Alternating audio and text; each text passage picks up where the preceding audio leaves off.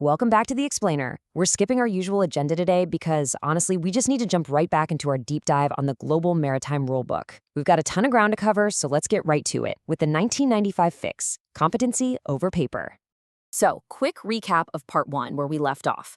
The STCW set a global training floor, and that floor is checked by two layers, the flag state that issues the certificate and port state control, which can verify it right there at the dock. But the original 1978 version of this convention had a pretty fatal flaw. It measured time served, not actual skill. Basically, time served did not equal competency. Let's see how they fix that. Section 1, the 1995 competency fix. Let's dive right in and see exactly how the maritime industry closed up this massive loophole that was threatening modern shipping. Okay, under the old 1978 rules, an officer could qualify mostly just by logging enough sea time. There was zero independent proof that they could actually perform a task under pressure. They basically just had to show up on a payroll for a set number of months. But the 1995 amendments, they flipped that entirely. They brought in competency-based assessment. This meant you actually had to demonstrably perform specific tasks to a defined standard. You literally had to prove you could do the work, not just prove you were physically on the ship. Big difference, right? Now, this new competency-based assessment is enforced through the STCW Code, which they split into two very distinct parts. Part A outlines the mandatory minimum standards, the absolute baseline that you literally must meet. Part B, on the other hand, provides non-mandatory guidance on how to actually achieve those standards. It's an incredibly practical way to structure a global rulebook. Moving on to Section 2. Deadlines and grandfather clauses. How in the world does the IMO pull off a massive global shift like this without collapsing the entire shipping industry overnight? I mean, you can't just invalidate everyone's paperwork all at once. Well, they built in a transition window. The amendments were adopted in 1995 and entered into force by 1997. If you were a new trainee starting after August 1998, you had to use the new 95 standards immediately.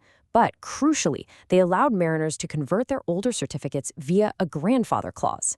This protected seasoned officers from having to restart their training from absolute zero. But this grace period wasn't infinite.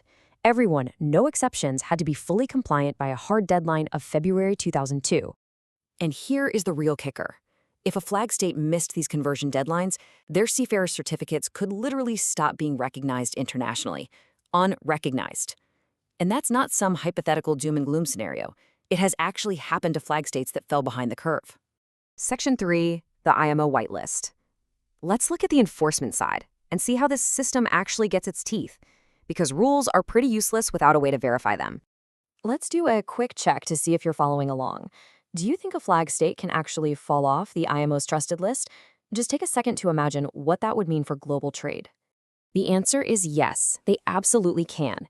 In fact, over the past couple of decades, several flag states have been provisionally booted from that list until they fixed documented gaps in their assessor training.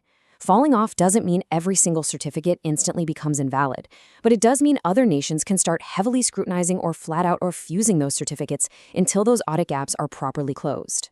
This whitelist exists because STCW stopped just blindly trusting flag states to self-report their compliance. Instead, the IMO now runs independent audits on a nation's quality standard systems, and they actually inspect the training institutes. If you consistently meet the standard, you land on the whitelist. It's how we guarantee this global training floor actually holds up in the real world. There's a great quote from the transitional guidance of that era that sums it up perfectly. It noted that it would be mandatory that the pulse of the new system be checked on a recurring basis to ensure its good health. This was a fundamental mindset shift for the international community. You couldn't just set a standard once. You had to verify it continuously. And that brilliantly illustrates our journey today. Before we started these two deep dives, you probably knew STCW existed, but maybe not why it had to be completely rebuilt. Now we know. We went from a wildly unaudited system of counting calendar days back in 1978 to a strictly audited system demanding proven skill under the 1995 amendments. This evolution forms the regulatory backbone of modern shipping. An independent audit system keeps flag states honest, and there are very real commercial consequences if they fall short. Knowing this global rulebook is one thing, but how does it apply the exact second you step aboard a brand new gas carrier? Could you theoretically be the most qualified engineer in the fleet on paper, but still be an absolute liability on day one? Absolutely. Next time, we're going to unpack the 5 levels of familiarization every single new crew member has to clear before they can even think about taking a watch. Until then, ask yourself, is the paper on your pocket really proof of what you can do when things go wrong? I'll see you in the next explainer.